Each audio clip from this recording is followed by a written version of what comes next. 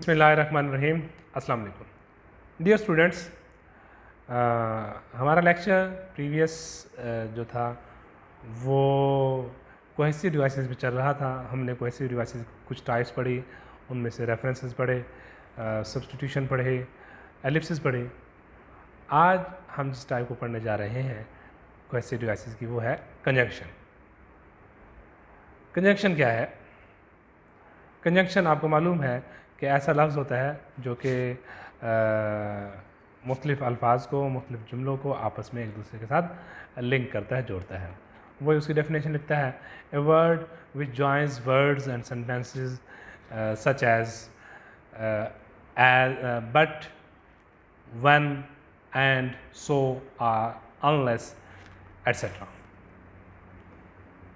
Categories. तो ये सबको मालूम है आपको कंजंक्शन क्या होते हैं। उसके आगे कैटेगरीज बयान करता है। इसकी कुछ कैटेगरीज हैं, कुछ इसकी क्लास हैं। मिसाल के तौर पे पहली है एडिटिव। ऐसा कंजंक्शन जो एडिशन के लिए यूज़ हो। मिसाल के तौर पे हम एंड यूज़ करते हैं एडिशन के लिए, तो ये एडिटिव कंजंक्शन हुआ। और इसी तरह एडवर्सेटिव। एडवर्सेटिव क्या होता है? जिसके अंदर हम एक उलट, एक पहली बात के बरक्स कोई बात आगे बयान करें, तो वहाँ पर फिर हम एडिटिव कंजंक्शन यूज़ करते हैं। उसमें लिखता है कंट्रेरी टू एक्सपेक्टेशन। मिसाल के तौर पर Ali is an intelligent boy but Aslam is so much dull. तो पहली बात के उलट आई। तो इस तरह आगे है काजल। काजल में क्या होता है जी? काज बयान की जाती है, वजह बयान की जाती है। Aslam failed because he didn't work hard. Because वजह बयान की जा रही है। तो यहाँ पर ये काजल कंजंक्शन हुआ। आगे है टेम्पोरल। टेम्पोरल में कहता है ये रिलेशन एक्सप्रेस बाय देन, कि तब ऐसा हुआ। देन के साथ जो हम यूज़ करते हैं, ये टेम्पोरल कंजंक्शन कहलाता है। तो नेक्स्ट टाइप है लेक्सिकल कोहेशन। इसे जाने से पहले मैं आपको कंजंक्शन को डिटेल देखता हूँ दूसरी स्लाइड से। ये यहाँ पर हमारे सामने कंजंक्शन की टाइप्स हैं विद एग्जांपल। उसमें रिज़ल्ट की जो कंजंक्शन होती हैं उसमें उसने बताया हुआ है कि सो, देयरफॉर, एज ए रिज़ल्ट, दस, बिकॉज। और इसी तरह ऐसे कंजंक्शन जो कि कंट्रास्ट शो करते हैं, तो उसमें जो यूज़ होते हैं कंजंक्शन, वो उसने एग्जांपल में लिखे हुए हैं।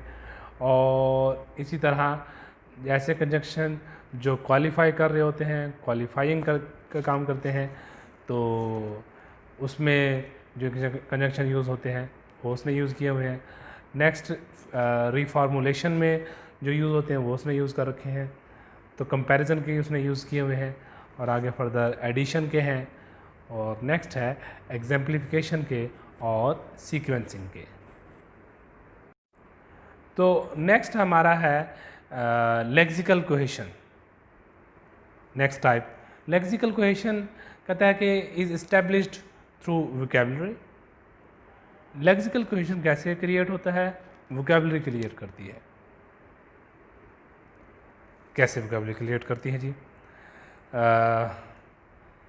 दूसरे उसमें लिखता है कि while reference, ellipsis and conjunction tend to link class which are near each other in the text. कहता है कि जहाँ पर रेफरेंस है, एलिप्सिस हैं, कंजंक्शन हमने पढ़े, कहता है कि ये वाले ऐसे कोहेसिव डिवाइसेस होती हैं जो कि क्लासेस को आपस में जोड़ती हैं, वर्ड्स को आपस में जोड़ती हैं, जो कि एक दूसरे के करीब होते हैं टेक्स्ट में। जबकि लेक्सिकल कोहेशन इसके उलट है, वो ऐसी चीज़ों को आपस में एक दूसरे से लिंक करते हैं जो एक दूसरे से बहुत दूर होती हैं।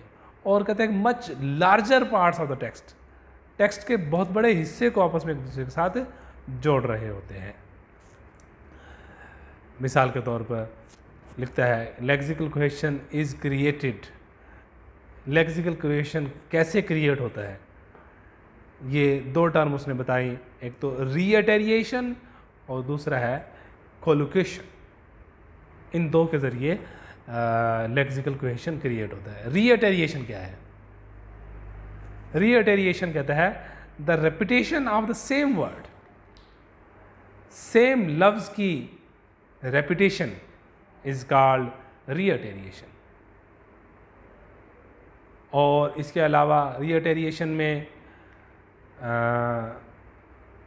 सैनोनिम और नियर सैनोनिम, मुतरादिफ लफ्ज़ का इस्तेमाल जो है वो भी, उसका यूजेज भी रीअटेरिएशन में आता है। या इसके अलावा ए जनरल वर्ड, कोई ऐसा जनरल वर्ड यूज़ कर दिया जाए जो पीछे किसी बात की तरफ इशारा कर रहा हो, वो भी रीअटेरिएशन में आता है। मिसाल के तौर पर the boy is, there is a boy climbing that tree. एक लड़का है जो कि दरख्त पर चढ़ रहा है। तो अब नेक्स्ट कहा गया the boy is going to fall, उसको रिपीट कर दिया गया, this is called reiteration. Next है the lad is going to fall. Lad, lad mean boy, उसका सैनोनिम यूज किया गया यहाँ पर, दोनों हम माना लफ्ज़ हैं। The lad is going to fall. Next कह दिया गया the idiot is going to fall, बेवकूफ़ जो है वो नीचे गिर रहा है। तो ये उसकी हरकतों की वजह से उसको नाम दे दिया गया यहाँ पर कि वो बेवकूफ़, एक जनरल वर्ड यूज़ कर दिया गया उसके लिए, the idiot is going to fall. तो इससे मुराद वो बॉय है जिसका जिक्र पहले किया गया।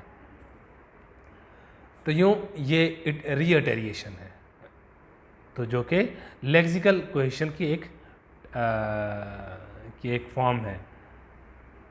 कोलोकेशन, कोलोकेशन क्या होता है? कोलोकेशन मैंने अभी बताया कि ऐसी चीज़ें जो कि जिस इन्वायरमेंट में वो मौजूद होती हैं, उस इन्वायरमेंट में इर्द गिर्द की जो चीज़ें हैं वो कोलोकेशन कहलाती हैं।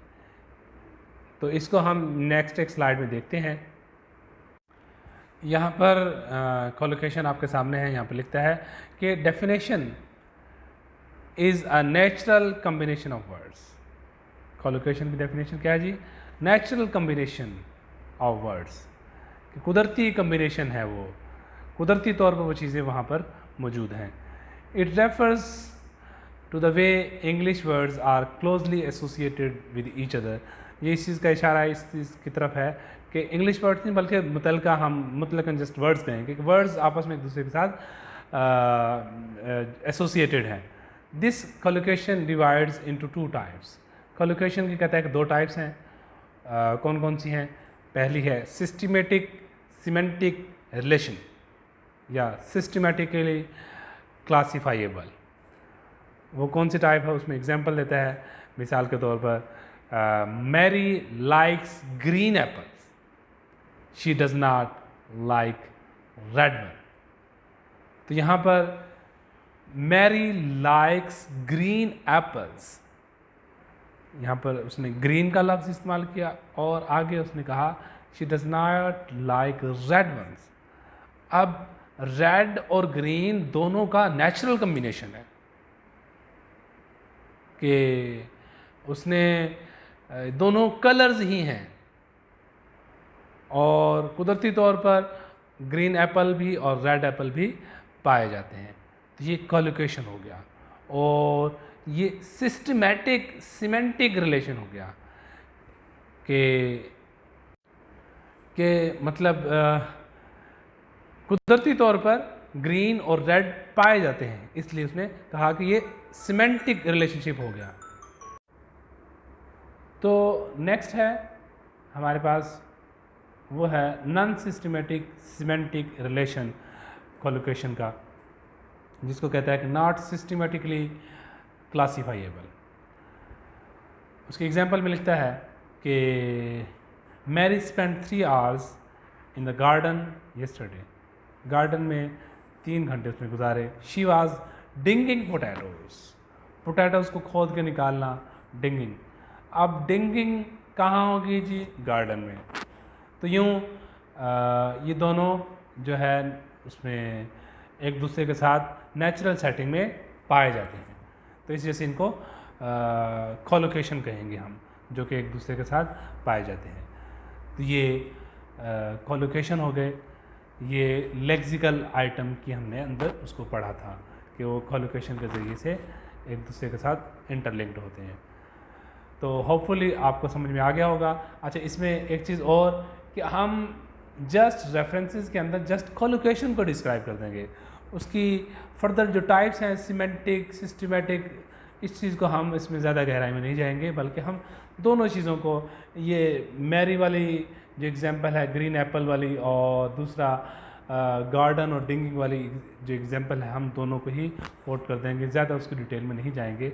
जस्ट हमने वहाँ पर बताना है उसकी लेक्सिकल कोहेशन को एलेबोरेट करना है। तो लेक्सिकल कोहेशन जो है वो दो तरीके से होती है, एक तो रीअटेरिएशन और दूसरी कोलोकेशन के ज़रिए से। हम इसको एलेबोरेट कर देंगे, उसकी ज़्यादा डिटेल में नहीं जाएंगे। तो होपफुली आपको आज का लेक्चर समझ में आ गया होगा। इंशाल्लाह नेक्स्ट लेक्चर में हम नेक्स्ट टॉपिक के साथ हाजिर होंगे। तब तक के लिए अल्लाह हाफिज़।